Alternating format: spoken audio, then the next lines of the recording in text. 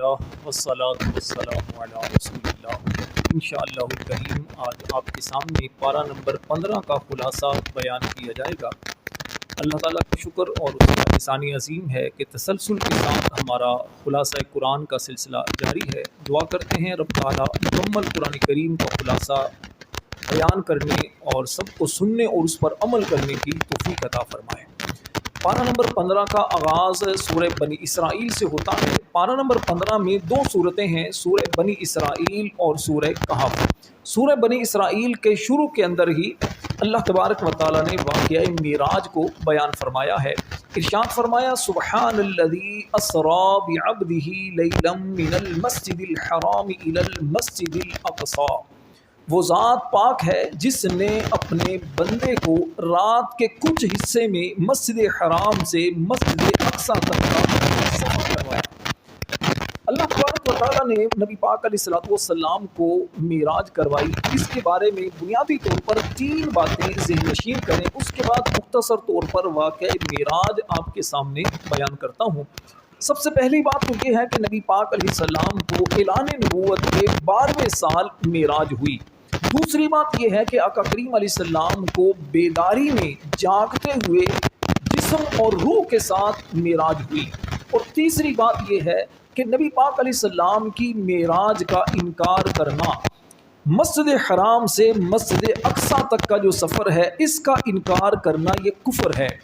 اور نبی پاک علیہ السلام کی جو معراج مسجد اقصی سے سدرۃ المنتہا تک ہوئی، اس کا ذکر چونکہ حدیث پاک میں ہے، حدیث مشہورہ میں ہے، تو اس کا انکار کرنے والا گمراہ بددین اور فاسق ہے۔ اور تیسرا نبی پاک علیہ السلام کا سدرۃ المنتہا سے لامکاں تک کا سفر کرنا، اللہ تبارک و تعالیٰ سے کلام کرنے کا شرف پانا، اس کا ذکر حدیث خبر واحد کے اندر موجود ہے، تو اس کا انکار کرنا بھی فسق ہے، گمراہی ہے۔ تو نبی پاک علیہ السلام کو اعلان نبوت کے 12ویں سال معراج ہوئی۔ اس کا مختصر واقعہ یہ ہے کہ اللہ تبارک و تعالیٰ نے حضرت جبریل امین علیہ السلام کو بھیجا۔ اس وقت نبی پاک علیہ السلام اپنی چچا زاد بہن، چچا کی بیٹی حضرت علی رضی اللہ تعالی عنہ کی بہن ام ہانی رضی اللہ تعالی عنہ کے گھر میں آرام فرما رہے تھے۔ وہاں سے جبریل امین علیہ السلام چھت کھول کر آئے اور آپ کو لے کر مسجد حرام آئے۔ مسجد حرام میں خانہ کعبہ کے آگے جو باؤنڈری سی بنی ہے جسے کہتے ہیں خدیم کعبہ، وہاں پر آپ کو بٹھا دیا گیا اور وہاں پر آقا کریم علیہ السلام کو بیدار کیا۔ وہاں سے پھر آپ کی معراج ہوئی۔ سب سے پہلے آپ کے مبارک سینے کو چاک کیا گیا، آب زمزم شریف سے اسے دھویا گیا۔ اس کے بعد آقا کریم علیہ السلام کو وہاں سے براق جو جنتی جانور تھا اس پر سوار کر کے مسجد اقصی تک لے جایا گیا۔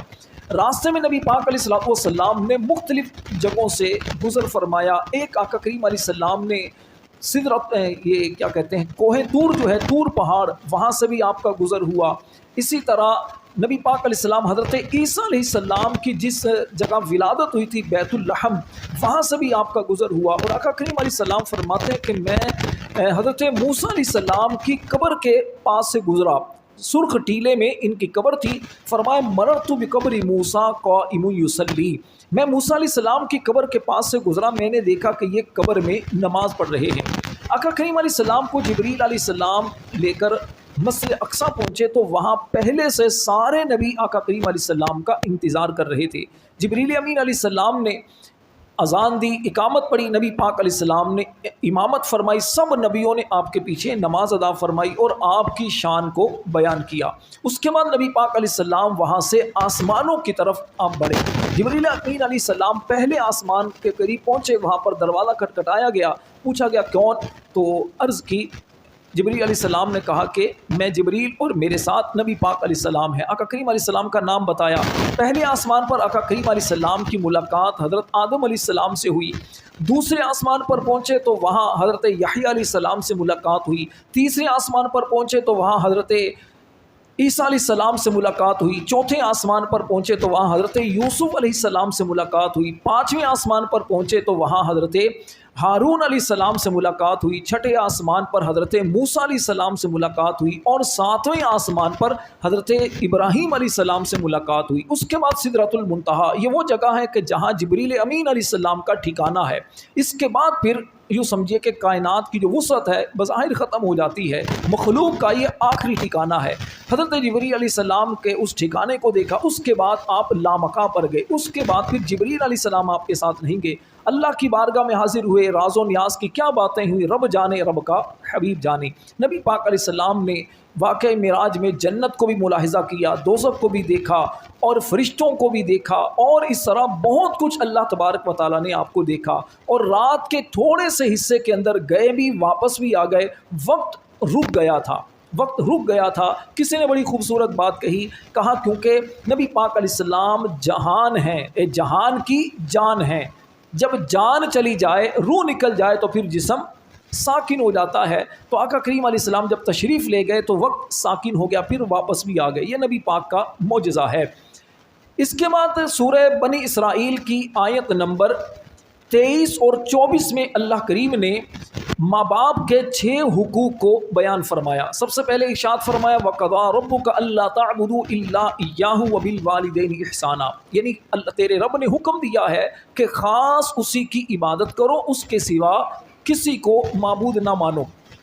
और उसके बाद फिर फरमाया वबिल वालिदैनि इहसाना, माँ बाप के साथ अच्छा सलूक करो। अब माँ बाप के फिर हुकूक बयान फरमाए कि जब ये तेरे सामने दोनों या इनमें से कोई एक बुढ़ापे को पहुँच जाएं तो उस वक़्त इनके सामने वला तकुल लहुमा उफ़िन, इन्हें उफ़ तक भी ना कहना, वला तनहरुमा, इनको डांटना नहीं, वक़्फ़िद लहुमा जनाहज़ुल्लि मिनर रहमा, इनके लिए आजिज़ी का बाजू नरमी के साथ बिछा देना। और वक़ुर रब्बिरहमहुमा, और अल्लाह की बारगाह में ये दुआ करना रब्बिरहमहुमा कमा रब्बयानी सगीरा, अल्लाह से यूँ अर्ज़ करना कि ए अल्लाह मेरे माँ बाप पर इस तरह रहम फरमा जिस तरह इन्होंने बचपन में मुझे पाला था। वक़ुल लहुमा कौलन करीमा, और अगर इनसे बात करनी हो तो करम वाली, नरमी वाली इनसे गुफ्तगू करना। ये माँ बाप के 6 हुकूक अल्लाह पाक ने बयान फरमाए। उसके बाद सूरह बनी इसराइल की आयत नंबर 36 में अल्लाह तबारक व ताला ने इरशाद फरमाया वला तकफु मा लैसा लका बिही इल्म, फरमाया उस बात के पीछे ना पड़ जिसका तुझे इल्म नहीं। इन्न समा वल बसरा वल फुआदा कुल्लु उलाइका काना अन्हु मसऊला, बेशक कान, आँख और दिल, इन सब से सवाल होना है। यहाँ हम सब के लिए लम्हा फ़िक्रिया है, जिन आँखों से हम गुनाह करते हैं या नेकियां करते हैं, जिन हाथों से हम गुनाह करते हैं या नेकियां करते हैं, दिल से हम जो सोचते हैं, अल्लाह की बारगाह में क़यामत वाले दिन इनसे सवाल होगा। ये रब की बारगाह में कलाम करेंगे। सूरह यासीन में भी और सूरह नूर में भी इस बात को बयान किया गया कि क़यामत वाले दिन अल्लाह की बारगाह में हाथ भी कलाम करेंगे, ज़बान भी कलाम करेगी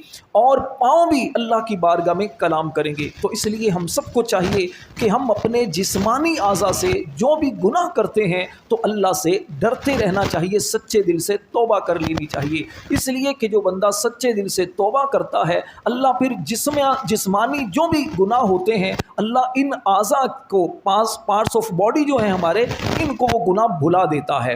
अल्लाह ताला हमें नेक अमाल करने की तौफीक अता फरमाए। इसके बाद फिर सूरह कहफ शुरू होती है। सूरह कहफ कहते हैं गार को। सूरह कहफ के अंदर असहाबे कहफ का वाक़या है। इसकी आयत नंबर 9 से असहाबे कहफ का वाक़या शुरू होता है। अल्लाह ताला फरमाता है अम हसिबत अन्न असहाबल कहफि वर्रकीम कानू मिन आयातिना अजबा, फरमाया क्या तुमने जाना कि जो गार वाले हैं और खो वाले हैं ये हमारी निशानियों में से हैं।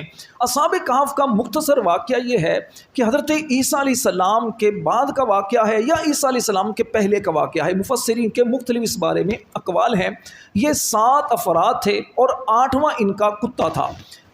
हुआ वाक़या ये हुआ कि ये अफसूस नामी एक शहर में रहते थे। वहाँ का बादशाह था दकियानूस, ये बुत परस्त बादशाह था। इस बादशाह ने लोगों पर जुल्म किया और लोगों को मजबूर किया कि लोग बुत की इबादत करें। ये अल्लाह वाले थे, इन्होंने बगावत की और अल्लाह की इबादत में मसरूफ़ रहे। बादशाह ने ان کو قید کرنے کا حکم دیا۔ ان کو جب پتہ چلا تو یہ وہاں سے نکلے اور ایک غار میں چلے گئے۔ کتا بھی ان کے پیچھے پیچھے لگ گیا تھا۔ ایک چرواہا تھا، اس نے جب پوچھا تو انہوں نے بتایا تو وہ چرواہا بھی ان کے ساتھ ہوا۔ تو اس طرح یہ ٹوٹل 7 افراد اور ایک کتا یہ غار میں چلے گئے۔ اور جب بادشاہ کو پتہ چلا یہ غار میں چلے گئے تو بادشاہ نے کیا کیا، ایک دیوار اس کے آگے کروا دی تاکہ یہ وہیں پر بغیر کھائے پیے مر جائیں۔ لیکن اللہ کی شان، جس کو اللہ سلامت رکھنا چاہے، وہاں ان پر نیند اللہ نے مسلط کر دی۔ 300 سال تک پھر یہ سوئے رہے۔ 300 سال کے بعد اسی ملک میں زمانے گزرے، صدیاں گزرے، لوگ بدلے، تو ایک بادشاہ آیا بیدروس۔ یہ بادشاہ بڑا نیک بادشاہ تھا، 68 سال اس نے حکومت کی۔ اس کے آخری زمانے کے اندر لوگوں کے اندر قیامت کے بارے میں شکوک و شبہات پیدا ہونا شروع ہو گئے۔ ایک فتنے لوگوں میں پیدا ہوئے، لوگ کہنے لگے قیامت کوئی چیز نہیں، مرنے کے بعد کوئی نہیں اٹھایا جائے گا۔ اس بادشاہ نے ایک تنہا کمرے کے اندر اللہ کی بارگاہ میں رو رو کر دعا کی کہ یا اللہ پاک کوئی ایسا سبب کر کہ لوگوں کو یقین آئے کہ مرنے کے بعد اٹھایا جائے گا۔ اللہ تعالیٰ نے ایسا سبب کیا، ایک شخص بکریاں چرواتے ہوئے جب وہاں پر پہنچا تو اس سے دیوار گر گئی، تو دیکھا کہ اندر لوگ سوئے ہوئے ہیں، تو یہ لوگ بھی اٹھ گئے، تو انہوں نے دیکھا ایک دوسرے کو سلام کیا 300 سال کے بعد۔ اس کے بعد خیر لوگوں پر یہ بات واضح ہو گئی کہ اللہ تبارک و تعالیٰ چاہے تو اس طرح زندگی عطا فرماتا ہے۔ اس طرح پھر بادشاہ نے ان کے اسی جگہ پر، ان کی خواہش پر یہ پھر اندر چلے گئے، پھر سو گئے، تو ان کی خواہش پر دیوار کروا دی گئی اور وہاں مسجد بنا دی گئی۔ پھر ہر سال لوگ وہاں پر جمع ہو کر ان کی سیرت بیان کرتے، اللہ تعالیٰ کا ذکر خیر کیا کرتے تھے۔ اس کے بعد سورہ کہف کا بلکہ جو 16واں پارہ ہے، اس کے آخر میں حضرت موسیٰ علیہ السلام اور خضر علیہ السلام کا واقعہ شروع ہوتا ہے۔ اب یہ واقعہ شروع ہوتا ہے اور اس کے بعد پھر 16ویں پارے کے اندر، 15ویں پارے کے آخر میں شروع ہوتا ہے اور 16ویں پارے میں یہ واقعہ پھر جا کر ختم ہوتا ہے۔ تو یہ جو واقعہ انشاءاللہ میں 16ویں پارے کے آغاز میں ہی آپ کے سامنے بیان کروں گا۔ ان باتوں کو سننے سے ہمارے لیے بہت کچھ یقیناً سیکھنے کے لیے ہے، غور کرنے کے لیے ہے کہ ہم اللہ تبارک و تعالیٰ کی نعمتوں میں بھی غور کریں، اس کی قدرت میں بھی غور و فکر کریں، اور اللہ تعالیٰ نے جو ہمیں زندگی دی ہے ہم اس کی قدر کرتے ہوئے اس کی عبادت کریں۔ اللہ تعالیٰ ہم سب کو عمل کی توفیق عطا فرمائے۔